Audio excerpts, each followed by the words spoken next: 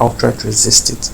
Because I get it. Change is actually very uncomfortable, but it's one of the very vital things we have to be dynamic about. Because hello and welcome to CallumConnects Micro-Podcast. Our guest today is Caleb Aghedo. Caleb is an experienced entrepreneur, business strategist and social media expert with a proven track record of helping businesses scale through top-tier growth strategies. hi everybody, my name is Caleb Aghedo, and basically today I'll be talking about the hurdles I faced as a leader. So one of the most biggest challenges I faced as a leader was basically dealing with resistance to change.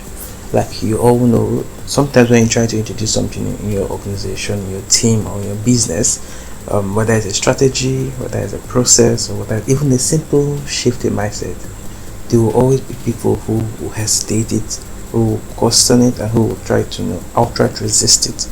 Because I get it. Change is actually very uncomfortable, but it's one of the very vital things we have to be dynamic about, because we can't remain in a particular position for too long.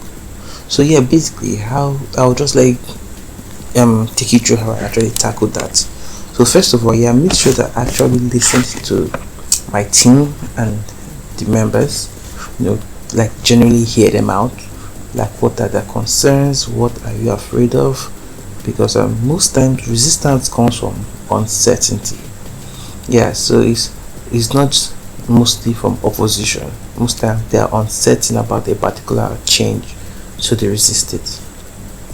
So secondly, I also use use of data and real life examples and scenarios to explain why this particular change that had to be made was necessary. Because it's one thing to tell people we need to do this, and it's another thing to actually show them real proof of how this works. Because at the end, we all want people to understand why we're making certain changes, not just giving them an instruction for them to carry out. So instead of forcing the change overnight, I basically just implemented it in phases, giving the team time to adjust, to adapt, and even contribute to their ideas to improve the process. And of course, I had to lead by example, because if I expected the team to embrace something new, I had to be the first to fully adapt it myself. I can't expect the team to adapt something while the leader hasn't fully adapted to it. So, looking back, actually, one of the biggest lessons I learned from that was leadership is not about imposing.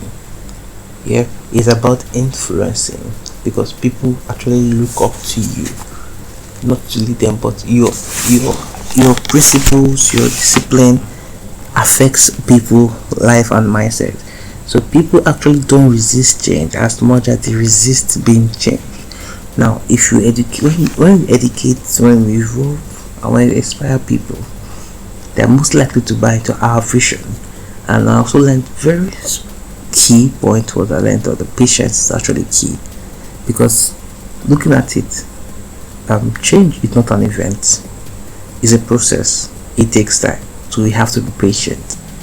And lastly, success in leadership is not just about making the right decisions, it's about getting the right people to trust and follow through with you on every goal and vision you have.